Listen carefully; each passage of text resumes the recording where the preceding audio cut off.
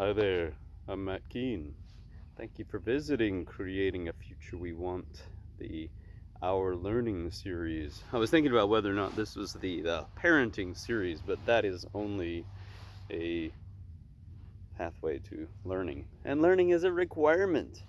I guess you could not learn and then you would be terrible. So, the topic here of our conversations recently about our education with our 6 and 10-year-old here at home, or where we are right now, which is the northwest of the continental United States. The topic is what impact do we want to have on the lives of our girls and how to go about that. I was once at someone's house and they were saying, we just want the very best for our kids and we want them to be successful and we want them to have everything, every opportunity that we didn't have. And that all sounds about right. And I imagine we have very different perspectives on what that would mean, the success, the opportunity, give them everything we didn't have. And yeah, good conversation to have, to be thinking about.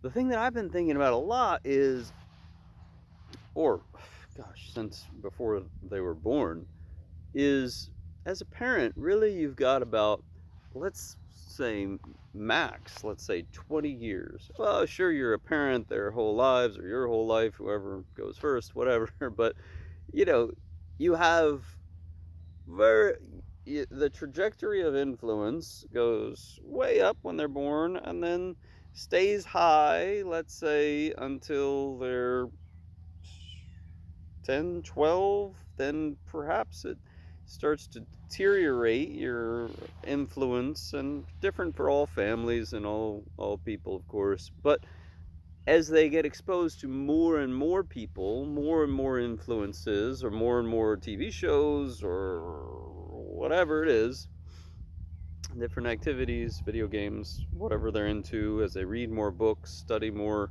languages, study more topics, the influence of the parent, in my view, I think, is it it declines, and and that I sort of started to see happening at 8 or 10, and very slowly. But I'm expecting that in the teenage years, if my teenage years are any indication, it drops off pretty dramatically. The opportunity and the influence of the parent to convey things like values, wisdom, what I've learned in my life, the things that I think are most important, the principles that I want to share, the cultural traditions that I want to expose them to, the spirituality, the different whatever it is that I want to expose them to and have it impact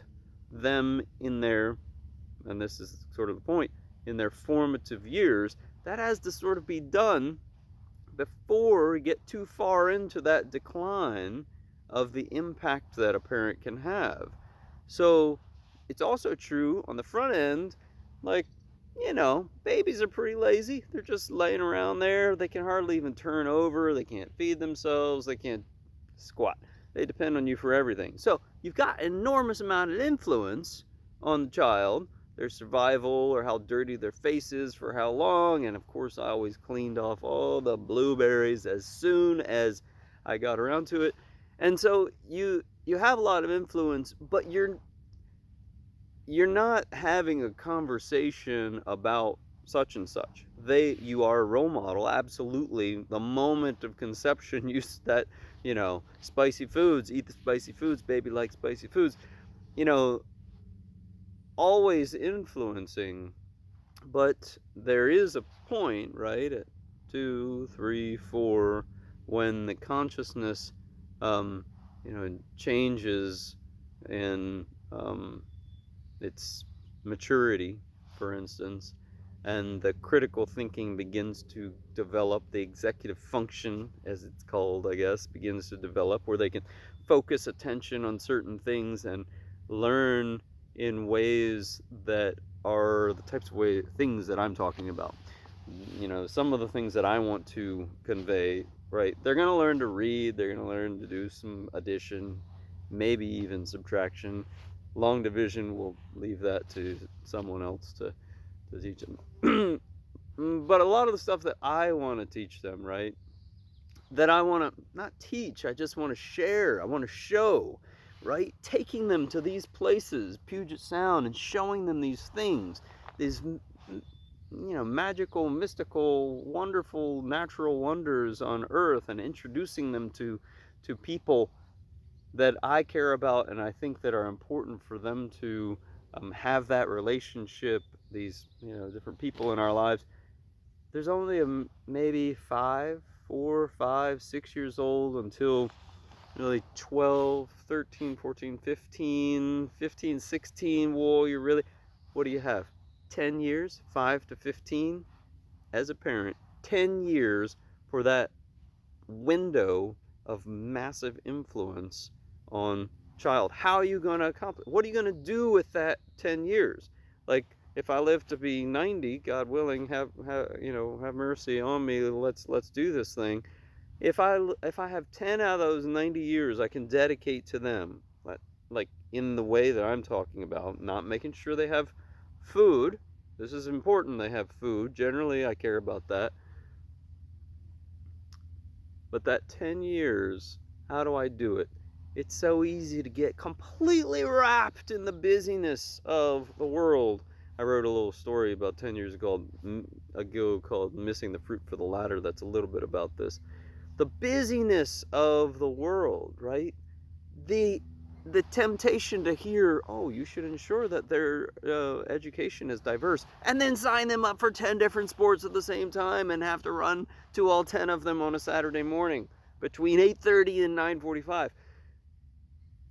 It's tempting, right, to think that the way to be a great parent is to make sure they are signed up for everything and do everything. And I fall into this trap all the time.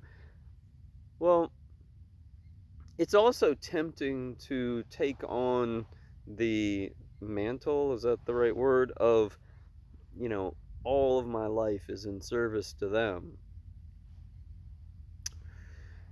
And I understand those notions, and they are healthy to have to an extent. It's also true that I am a person. You, if you are a parent or someone who is a guardian, someone who has others who are dependent on you, you are a role model. I am a role model. There is a person here that I want these girls to experience and know. And I want to maintain, sustain, enhance, grow this person rather than completely jettison who it was before I had children. I want to ensure that I'm not spending all of my energy every day running them around to 1,000 different things, but not having a conversation about the things that are most important, but instead leaving our lives subject to the urgent. How to do this, right? How to work. Like, I want to work. No one may call what I'm doing right here work, but in a sense, I sort of view this right here, talking to myself into a little mechanical device, as work. So I want to work. I must create. I must produce. I must write. Well, that requires time not with them. That is a conscious choice. It is a hard choice to separate myself.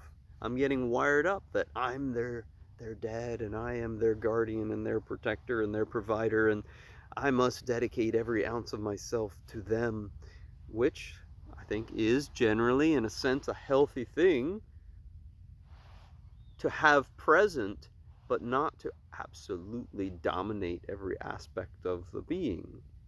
So how do you maintain identity, as well as serve and honor the potential for them to realize what it would mean for them to live a life of well-being? That dynamic balance, every day into it, how to accomplish it. Well, bless you in your pursuit of that balance. It is not easy. I'm Matt Keene. It's not easy. That's not a good way to end. It's not easy, but it is the joy. It is the joy of being a part of a family, or as a parent, as a father, as a mother, as a guardian, as a grandparent. I would guess not one of those. That joy is that perpetual balance, searching for maintaining identity and serving their well-being. I'm Matt Keene. Thanks for visiting Creating a Future We Want. Be good.